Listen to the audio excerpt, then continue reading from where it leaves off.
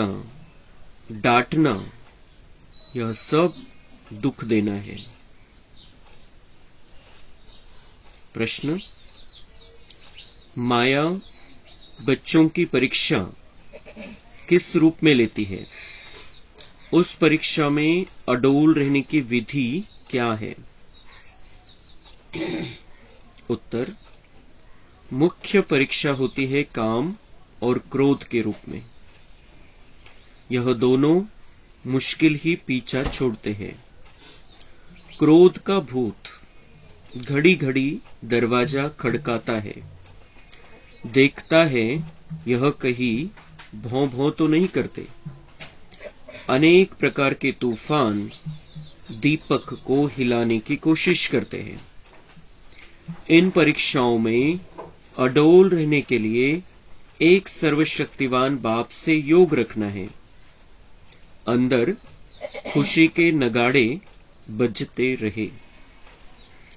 ज्ञान और योग बल ही इन परीक्षाओं से पास करा सकता है। अंदर खुशी के नगाड़े बजते रहे, ज्ञान और योग बल ही इन परीक्षाओं से पास करा सकता है। गीत, निर्बल की लड़ाई बलवान से। ये कहानी है दिए और तूफान की। ओम शांति।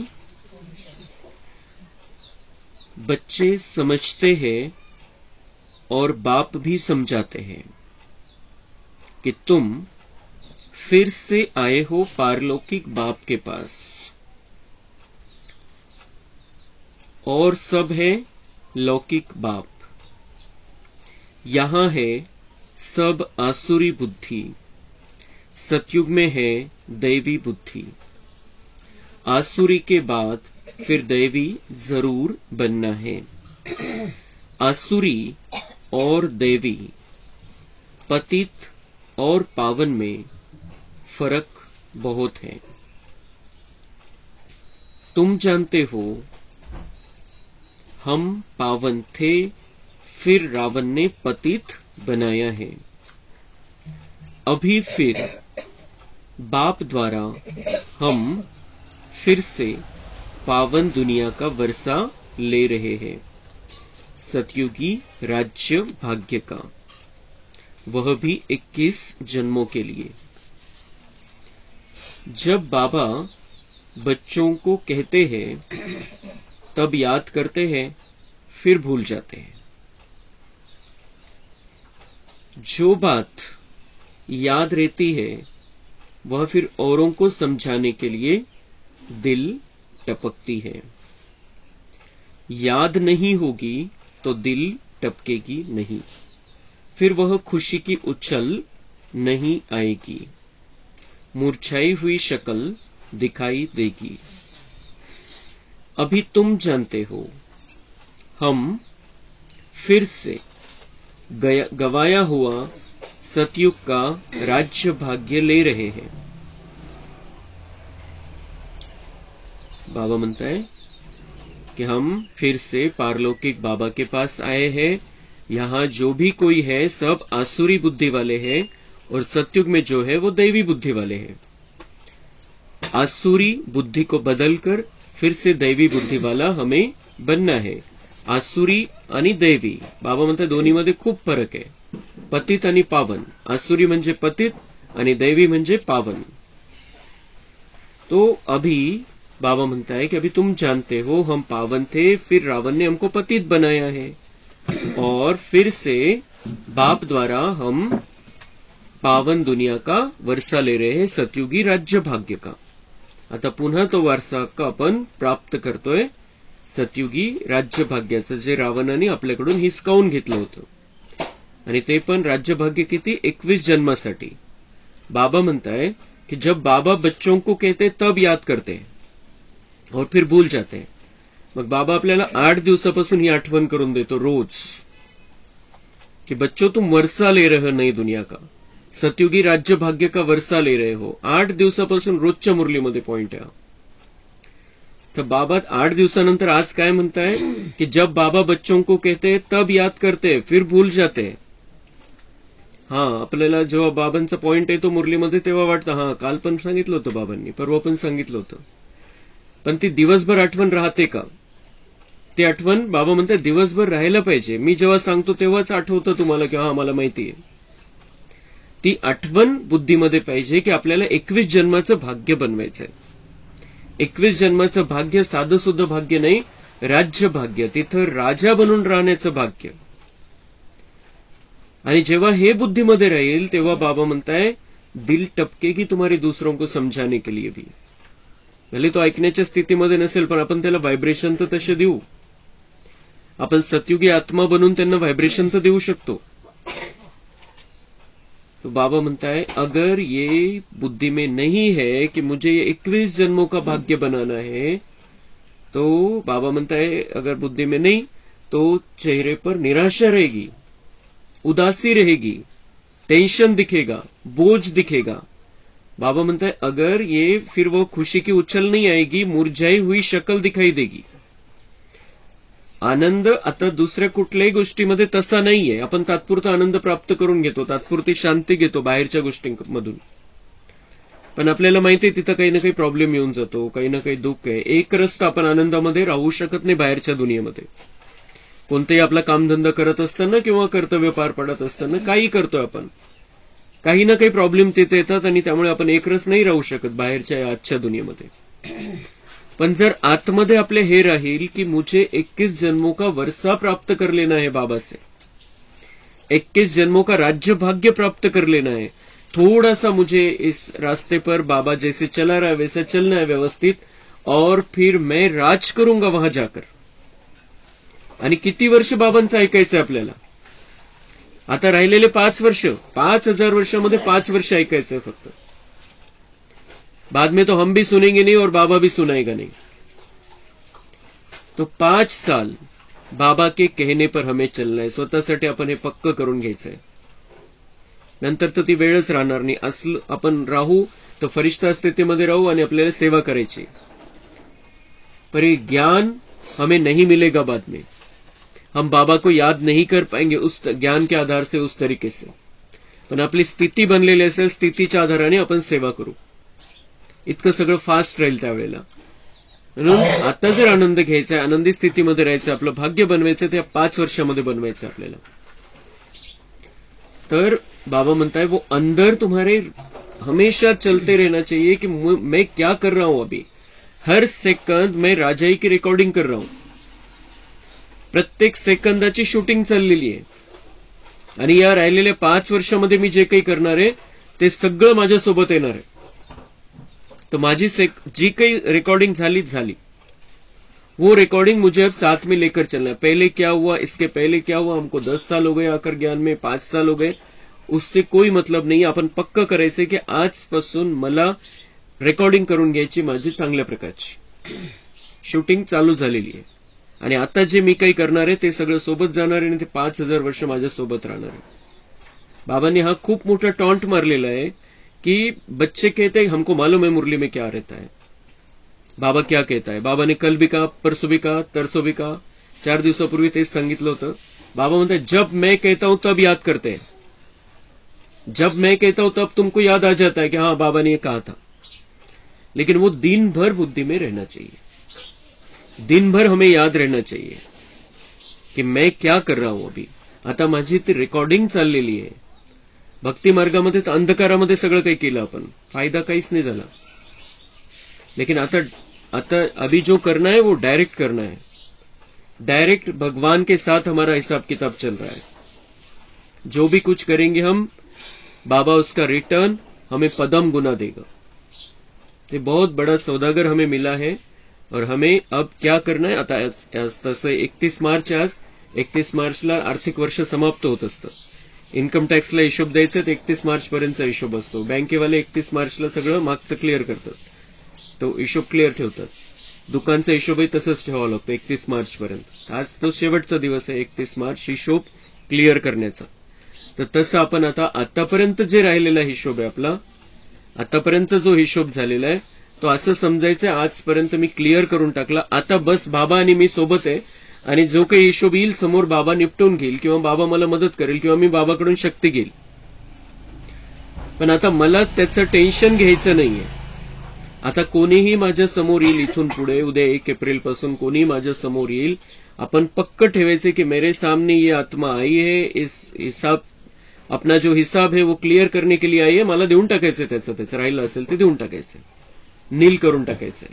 जे काही असेल, जे काही कर्माचं जे देणं घेणं असेल, वागण्या बोलण्यामध्ये जे काही झालं असेल 63 जन्मामध्ये, तर आपण असा विचार नाही करायचा आता कोणाच्याच बाबतीत उद्यापासून की हा माझ्याशी असं का वागतो, हा माझ्याशी असं का बोलला, याने असं का केलं, याने असं नाही करायला पाहिजे, हा असंच करतो, हा तसंच करतो. ह्या ज्या गोष्टी आहे ह्या आपण पक्क करून टाकायच्या की उद्यापासून आपलं आता नवे 5 वर्ष सुरू झालेले. संपूर्ण 5 वर्षामध्ये, राहिलेल्या 5 वर्षामध्ये आपल्याला संपूर्ण बनवायचं स्वतःला.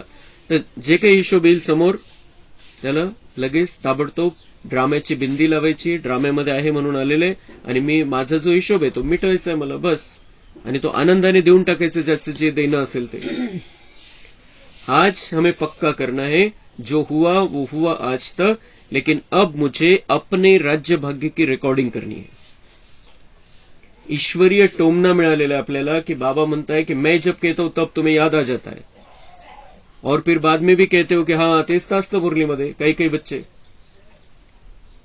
लेकिन बाबा कह रहे हैं कि तुम्हें वो दिल में रहना चाहिए, आणि त्याचा आनंद तुमच्या जीवनामध्ये दिसला पाहिजे, ते चेहऱ्यावरती दिसलं पाहिजे. तो फिर मेरे कहने का और तुम्हारे सुनने का मतलब है.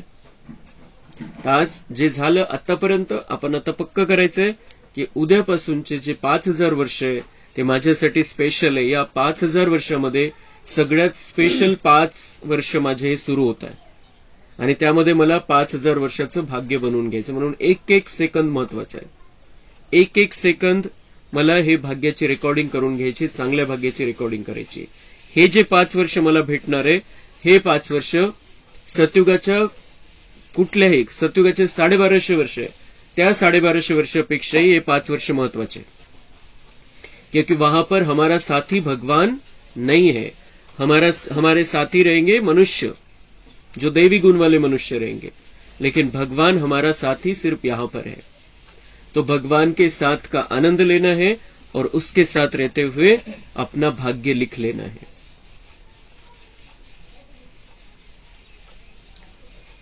अभी तुम जानते हो हम फिर से गवाया हुआ सतयुग का राज्य भाग्य ले रहे हैं. वह जो क्रिश्चियन से राज्य गवाया था वह तो ले लिया, परंतु माया ने हमारा राज्य छीना है, यह कोई को पता नहीं है. बाबा म्हणते ख्रिश्चन म्हणजे इंग्रज आले, त्यांनी आपल्या देशावरती कब्जा केला, पण त्यांना आपण इथून काढून टाकलं, ते इथून निघून गेले. 1947 मध्ये भारत त्यांच्यापासून स्वतंत्र झाला. ते ख्रिश्चन, ते इंग्रज इथून निघून गेले. ते तुमचं राज्य तुम्ही परत मिळवलं राजकीय दृष्टीने, पण बाबा म्हणताय कि वो माया ने हमारा राज्य छीना, ये किसी को पता नहीं. सगळ्यांच्या आतमध्ये मायेचं राज्य आहे, आणि हे परकीय शत्रू आहे, आपले नाहीये. तर त्यांनी आपल्यावरती कब्जा केलेला आहे. बाबा म्हणता ये किसी को पता नहीं है, उनको अंग्रेजों को तो निकाल दिया, लेकिन इन शत्रुओं को कब निकालेगा. परंतु माया ने हमारा राज्य छीना है, यह कोई को पता नहीं है. क्रिश्चियन से तो राज्य ले लिया हट से, भूक हडताल आदी करके. बाबा म्हणताय कोणी काय केलं आणि इंग्रजांपासून आपण आपलं राज्य परत घेतलं. कोणी उपोषण केले, कोणी अहिंसेचा मार्ग, कोणी हिंसेचा मार्ग, वेगवेगळ्या प्रकारचे त्याच्यामध्ये सगळ्यांचा हातभार लागला आणि इंग्रज इथून निघून गेले. यहां तो वह कोई बात नहीं, तुम्हारी दिल में है. हम 5000 वर्ष पहले मौफिक फिर से राज्य भाग्य प्राप्त करते हैं, बाप की श्रीमत पर चलने से. इसमें तलवार आदि कुछ भी चलाने की मत नहीं देते हैं. कोणत्याही प्रकारचं हत्याराचा आधार नाही घ्यायचा, राज्य प्राप्त करायचं आपल्याला. बाबा म्हणतात तिथं तुम्ही वेगवेगळ्या प्रकारांनी इंग्रजांना पळवून लावलं, हिंसा अहिंसा सगळ्या प्रकारचे मार्ग अवलंबले आणि त्यांना इथून पळवून लावलं. पण इथं बाबा म्हणतात इथं कुठलेही शस्त्र हातामध्ये न घेता तुमचं राज्य तुम्हाला परत प्राप्त करायचंय. कहते हैं बच्चे स्वीट टेम्पर बनो, मग हे राज्य प्राप्त करायचे तर काय पाहिजे आपल्यामध्ये? सगळ्यात पहिले मधुरता. म्हणून बाबांच्या घराचं नाव पण काय? मधुबन, गोड घर. और परम धाम भी हमारा मीठा घर है. तो हम बच्चे भी कैसे, बाबा भी हमारा कैसा है? मीठा मीठा बाबा है. तो हमें भी बाबा म्हणताय तुम्हाला आता गोड बनायचंय, गोड स्वभावाचं बनायचंय. तुमचं राज्य तुम्हाला परत पाहिजे, मग सगळ्यात पहिले गोड बना. बहुत मीठे बनो. सतयुग में शेर बकरी भी इकट्ठे जल पीते थे, एक दो के प्यार में रहते थे. खूप स्नेहाने खूप प्रेमाने तिथे राहायचे. बाबा म्हणतात जनावर सुद्धा त्या दुनियेमध्ये. तो ऐसी दुनिया में हमें जाना है. हम मीठे थे इसलिए वो वहां के जानवर भी मीठे थे और आपस में बहुत प्यार से रहते थे, जानवर भी. इथं बघा आपण, एक मांजर असेल, दुसरी मांजर समोर आली तर तिला चालत नाही, लगेच भांडण चालू होतं त्यांचं. और उस दुनिया में तो शेर और बकरी इकट्ठे रहते थे, प्यार से रहते थे.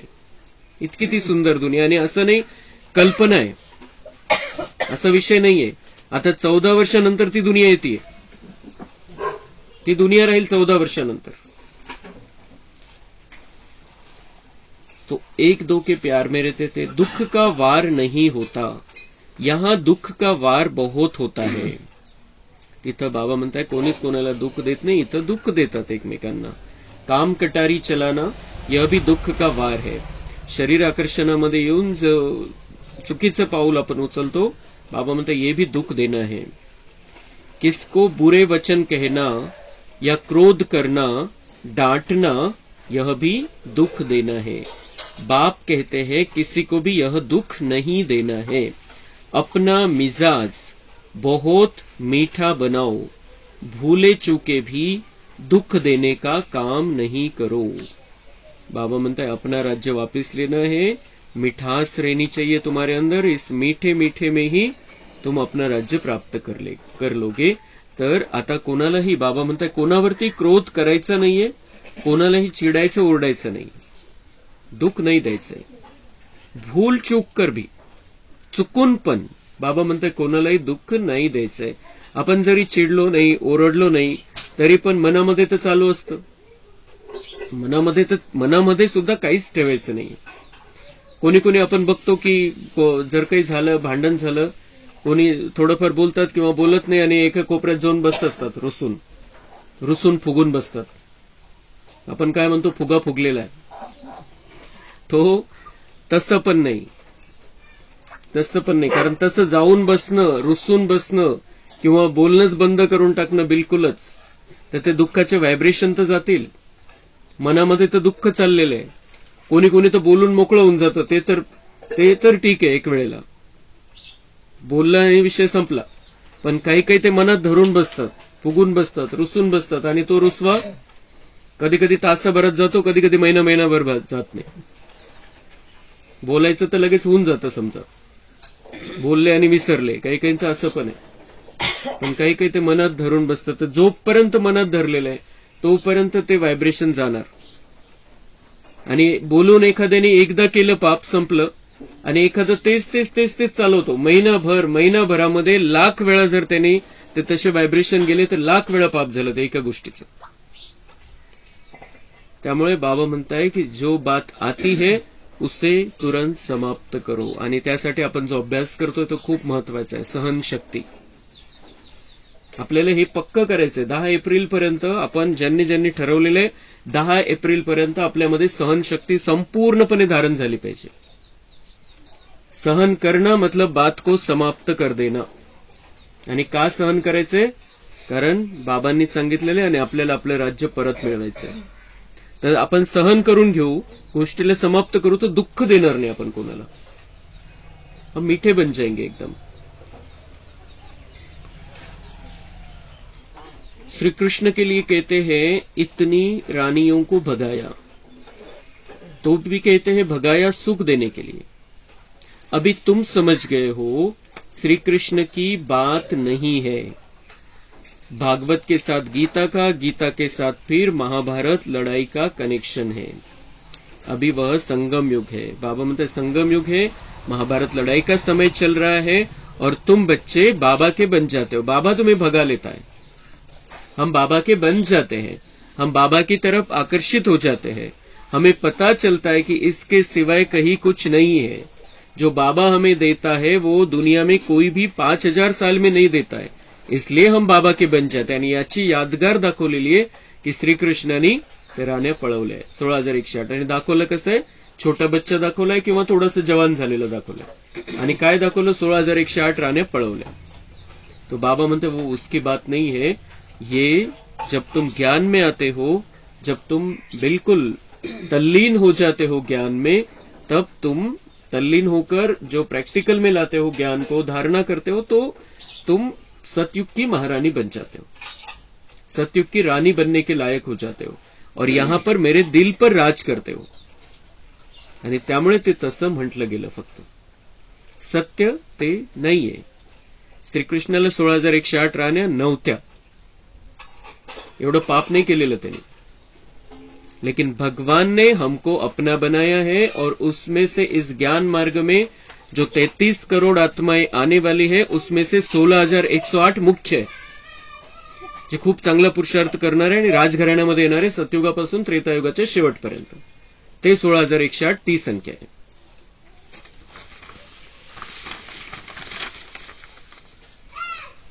तुम्हारी बुद्धि में है, हमने बेहद के बाप से अनेक बार राजयोग सीखा और 21 जन्म राज्य पद पाया है, फिर माया से राज्य भाग्य गवाया है. जो माँ बाप दादे के दिल पर चढ़े हुए बच्चे हैं वही तख्तनशीन बनेंगे. जो फरमान बरदार नहीं वह क्या पद पाएंगे? पद पाना चाहिए सूर्यवंशी, नहीं तो पाई पैसे के दास दासी जाकर बनेंगे. बाप दादा की आज्ञा पर नहीं चलते हैं. तर बाबा म्हणताय तुम्ही 21 जन्मासाठी राज्यभाग्य प्राप्त केलं होतं अनेक वेळेला, यावेळची गोष्ट नाहीये. प्रत्येक संगमयुगामध्ये तुम्ही माझे बच्चे बनले, मी तुम्हाला निवडलं, तुमच्यामध्ये ती कॅपॅसिटी आहे आणि तुम्हीच राजे बनता. पुन्हा हे तुम्ही राज्यभाग्य प्राप्त करता, आणि त्यामुळे तुमच्यामध्येच कॅपॅसिटी असल्यामुळे तुमची निवड झालेली आहे. तुम्हाला बाबांनी आपल्याकडे बोलवलेलं आहे, आपण बाबांचे झालेलो आहे. तो अब क्या करना है? बाबा म्हणता है जैसे 5000 साल पहले तुमने मेरा सुना था, मेरी आज्ञा पर चले थे, वैसा फिर से चलो. आणि जे झालं ते झालं. 31 मार्च आज पक्क करायचं आपल्याला. पुढचे 5 वर्ष, 5 वर्ष आपल्याला बिलकुल सुंदर प्रकारची रेकॉर्डिंग आपली करून घ्यायची, आणि हे एक दिवस सुद्धा विसरलं नाही पाहिजे. एक दिवस किंवा 1 तास सुद्धा आपल्याला विसरायचं नाहीये की आपण आता शूटिंग मध्ये, आता बाबा शूटिंग करतोय आणि सगळं आपलं भाग्य रेकॉर्ड होतंय सेकंदाला. ते 1 सेकंद पण आपण विसरणार नाही. किती सुंदर भाग्याचं निर्माण होईल आपलं. आपल्या हाताने आपलं भाग्य आपल्याला बनवायचंय. तो अगर बाबा म्हणता है अगर मेरे कहने पर नहीं चलेंगे, मम्मा बाबा को मुझे खुश नहीं करेंगे अपने पुरुषार्थ से, तो बाबा म्हणते तख्तनशीन नहीं बनेंगे, फिर पाई पैसे का पद मिलेगा, दास दासी जाकर बनेंगे. तो हम बाबा के पास आए हैं, दास दासी बनने के लिए नहीं आए हैं. जो 7 दिन का कोर्स करके भाग जाते हैं वो दास दासी बनने वाले हैं. हम मुरली सुनने वाले बच्चे हैं बाबा के, हम राजा बच्चे हैं. तो हमें राजा बनना है, उससे रेकॉर्डिंग करणे. तशा प्रकारचं आपल्याला आपलं व्हायब्रेशन ठेवायचंय, वागणं बोलणं विचार भावना तसे ठेवायचे. भल संपूर्ण तो कोई बना नहीं है, कुछ न कुछ कांटे भी लगते हैं, माया का वार होता है, दीवे को तूफान लगते हैं. जितना ज्ञान और योग में रहेंगे तो इस घृत से तुम्हारी ज्योति जगी रहेगी. कोई दीपक में घृत थोड़ा कम हो जाता है तो लाइट कम हो जाती है, कोई का दीवा बहुत अच्छा जलता रहता है. आत्मा रूपी दीवे को ही तूफान लगता है. तूफान तो लगेंगे. बाबा कहते नंबर 1 अनुभवी मैं हूं, रुस्तम से जरूर माया रुस्तम होकर लड़ेगी. बाप समझाते हैं हे दीवे, ऐसे ऐसे तूफान आएंगे, परंतु कर्मेंद्रियों से कोई पाप कर्म नहीं करना. तर आपण ते गीत ऐकलं, त्याविषयी बाबा सांगते. खूप सुंदर गीत है. ये कहानी है दिए और तूफान की, निर्बल से लड़ाई बलवान की. तो आत्मा ज्योती है, आणि या ज्योतीला विझवण्यासाठी अनेक प्रकारचे वादळ येतील. हवा येईल, रावणाची हवा येईल, विकारांची हवा येईल, पण आपण त्याच्यामध्ये ज्ञान आणि योगाचं जर तूप टाकत राहू, बाबांशी कनेक्शन राहील, तर हे वादळ आपलं काहीच बिघडू शकणार नाही. विकारांच्या हिशोबाचे विचार येतील, तशा प्रकारचे विचार येतील, काम विकार, क्रोध, लोभ, मोह, अहंकार काही ना काही येत राहील.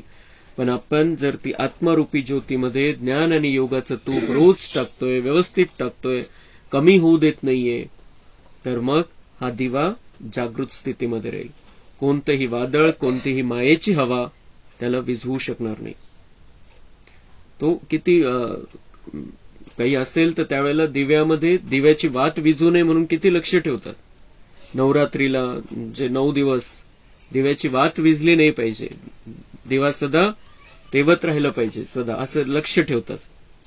तर त्या दिव्याची गोष्ट नाही. हा दिवा आपल्याला कधीच विझू द्यायचा नाहीये. आत्मारूपी दिवा सदा जागृत ठेवायचा आहे आणि त्यासाठी ज्ञान आणि योग कंटिन्यू पाहिजे, निरंतर पाहिजे.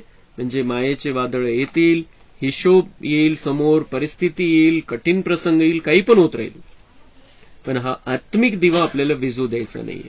आपण आत्मिक स्थितीमध्ये राहू, ते निर्भय पण राहू आणि सहन करण्याची शक्ती पण येईल. भीती पण वाटणार नाही आपल्याला कशाची. जब बाबा साथ में है, बाबा से कनेक्शन है, तो ये आत्मारूपी दिया बुझेगा नहीं. आत्मारूपी दिवा विझणं म्हणजे देहभानामध्ये येणं. देहभानामध्ये आलो कि मग सहन करण्याची कॅपॅसिटी नाही राहत, मग आपण भीती वाटते आपल्याला कोणत्या गोष्टीची. तर ये अगर हमें अपना भाग्य बनाना है, हमारे अंदर बहुत सारी क्षमताएं हैं. आपण आपल्या क्षमतेला ओळखलेलं नाहीये, बाबांनी ओळखलेलं आहे. बाबांना माहिती आपण खूप शक्तिशाली बच्चे, साधारण बच्चे नाही, आपण खूप शक्तिशाली बच्चे. आणि म्हणून बाबा आपल्याकडून या अशा प्रकारच्या अपेक्षा ठेवतो.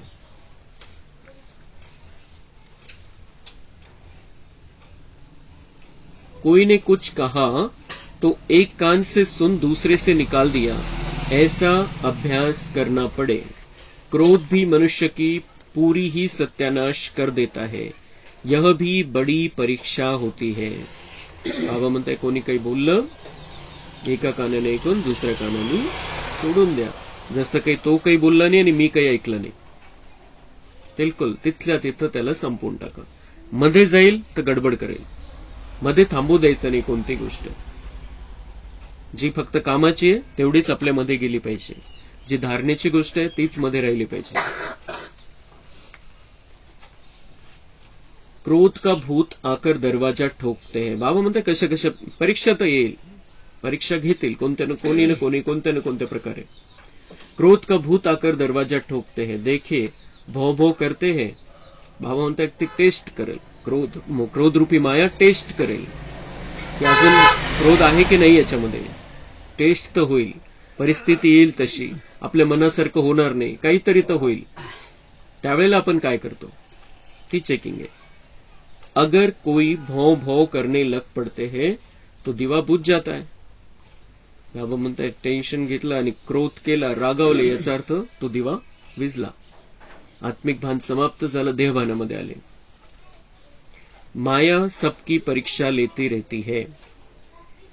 बाबांनी संगम युगामध्ये मायेला परीक्षा घेण्यासाठी ठेवलेलं आहे आपली, कारण बाबांना निवडून निवडून लोक न्यायचे तिथं, आणि म्हणून ती परीक्षा बाबा म्हणताय घेणार. ती परीक्षा बाबांनी बऱ्याच मुरलेमध्ये सांगितलेले, बच्चे कहते इस माया को आप लेके चले जाओ, आप रखो मत इसको रखते क्यों, इसको भगाओ, हमारे पास आने ही मत दो. पण बाबांचं उत्तर आहे त्याला की ती येईल, तुमची परीक्षा घेईल, टेस्ट करून पास करून तर तुम्हाला मला त्या दुनियेमध्ये घेऊन जायचं. कसं कळणार जर परीक्षाच नाही आली तर. समझा जाता है इनमें तो क्रोध था नहीं, अब फिर इनमें क्रोध आ गया है. बाबा के पास बहुत अच्छे अच्छे बच्चे थे, माया का तूफान सहन नहीं कर सके तो गिर पड़े, फिर कहा जाता है किस्मत. बाबा म्हणताय हे क्रोध असो किंवा कोणताही विकार असो, तुफान आलं, वादळ आलं, कोणत्या तरी विकाराचं सहन नाही केलं आणि गिर पडे, बाबा के नहीं रहे. फिर इसको क्या कहा जाता है, किस्मत. त्यांनी त्यांचं भाग्य ठरवलं, दुर्भाग्य निवडलं. सौभाग्यशाली बनणार होते, दुर्भाग्य निवडलं. और फिर किसकी मत पर चलते हैं, किस्मत.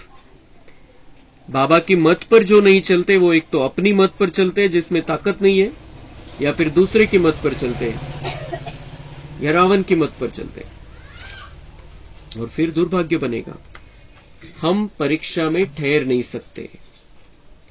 बच्चों को तो परीक्षा में बड़ा अडोल रहना है। अंगद मिसाल, यह भी एक मिसाल है।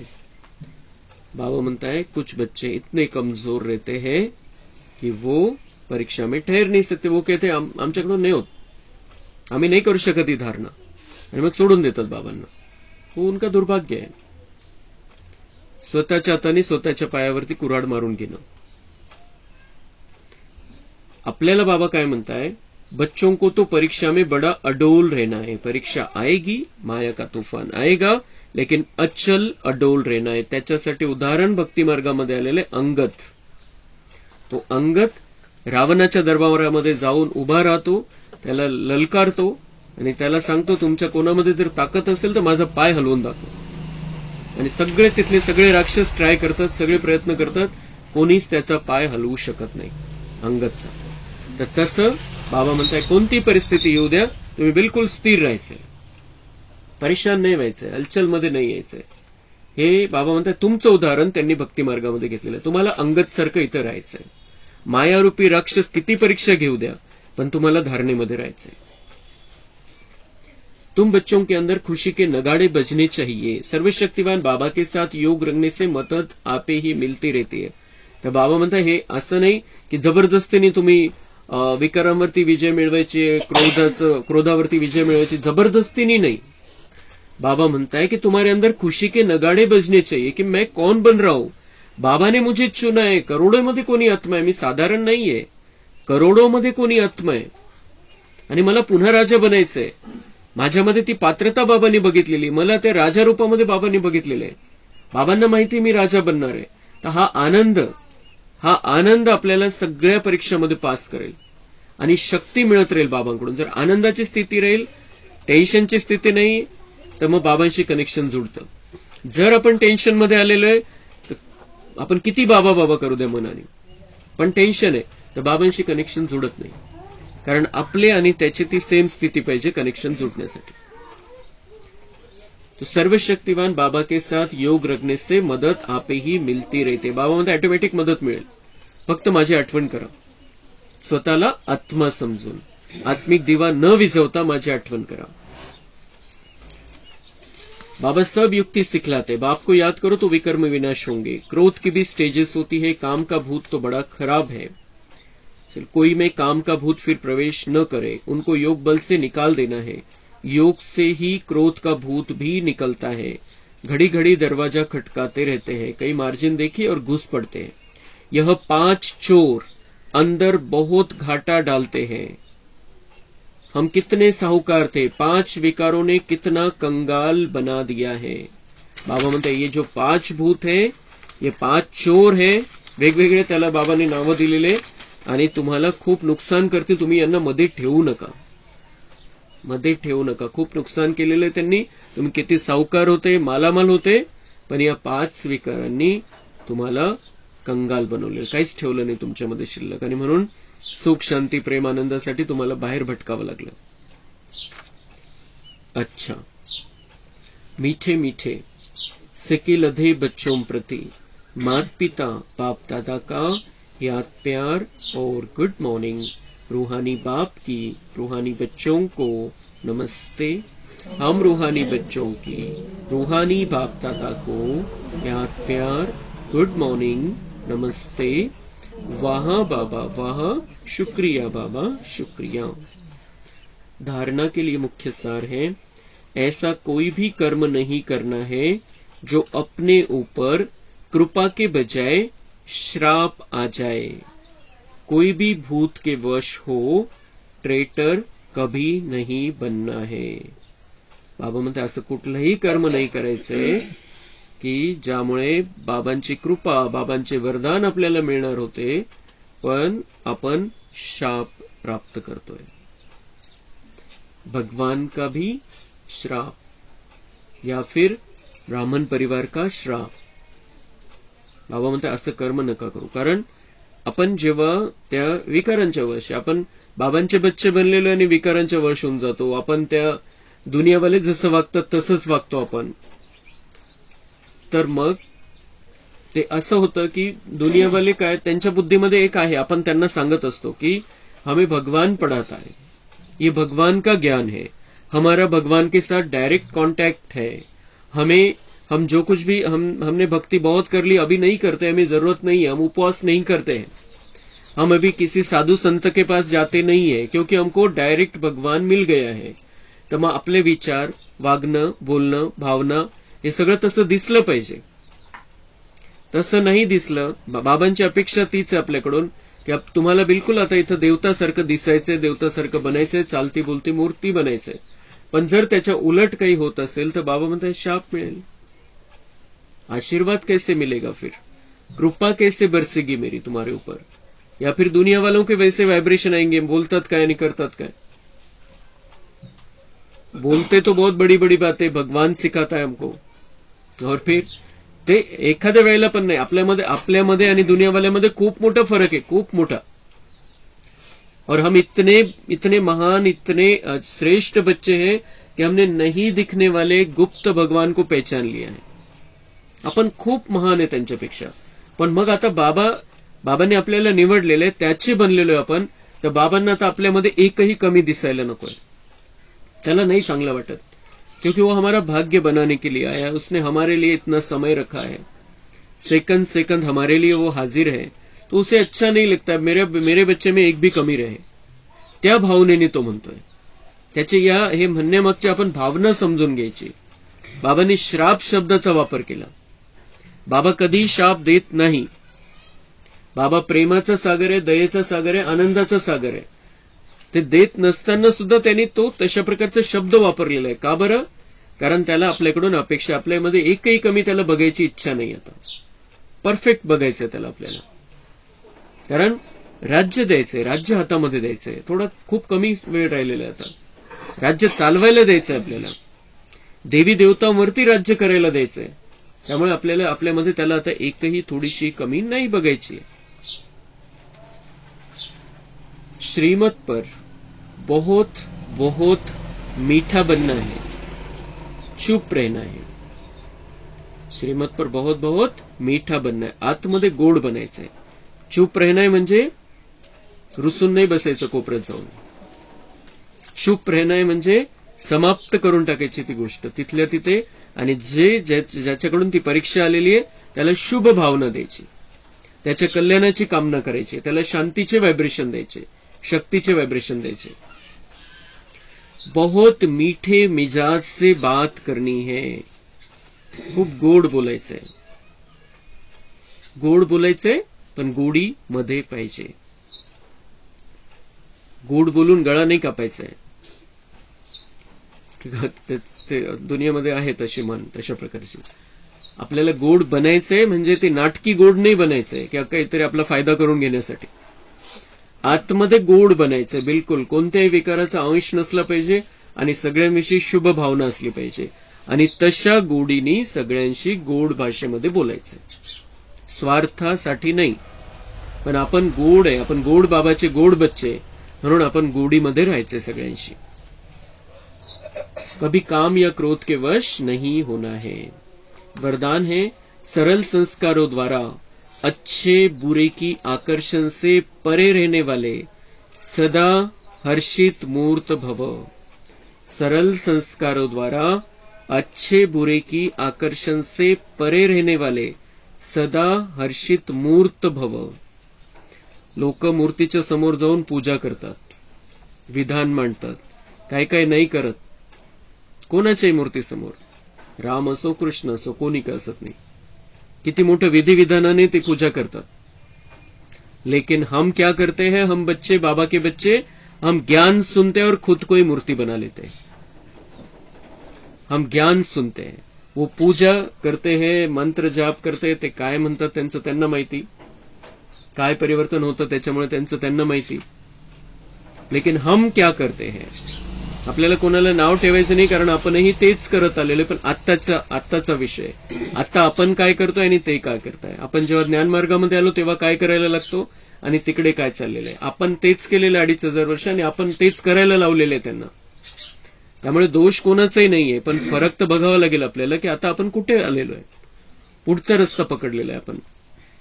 तो बाबा म्हणता है सरल संस्कारों द्वारा अच्छे बुरे की आकर्षण से परे रहने वाले सदा हर्षित मूर्त भव. अपने संस्कारों को ऐसा सरल बनाओ, इजी बनाओ, तो हर कार्य करते भी इजी रहेंगे. सहज बनवा, स्वभावाला आणि संस्काराला सहज बनवा. बाबा म्हणताय तुमच्या संस्कारामध्ये सहजता पाहिजे, कडकपणा नसला पाहिजे, इझी. कोणी आपल्याला असं नाही म्हटलं पाहिजे की अवघड स्वभाव आहे याचा, असं नाही म्हटलं पाहिजे. यदि संस्कार टाइट है तो सरकमस्टन्स भी टाइट हो जाते हैं. यदि संस्कार टाइट है तो सरकमस्टन्स भी टाइट हो जाते हैं. कडक संस्कार असतील तर बाबा म्हणतात परिस्थिती पण तशीच येईल, कडक परिस्थिती येईल. संबंध संपर्क वाले भी टाइट व्यवहार करते. आपलं जसं आपण तसं मग आपल्याशी वागणार पण तसेच. आणि किती आपण चांगलं वागतोय ते तसे वागतील, चुकीचं वागतंय तर त्याच्यामध्ये बाबांनी सांगितलेलं ड्रामा आहे, तुम्हाला हिसाब किताब आहे, बस त्याला चुकतू करायचंय. पण आपण आपलं सहजता नाही सोडायची, कोणी कसंही वागू द्या.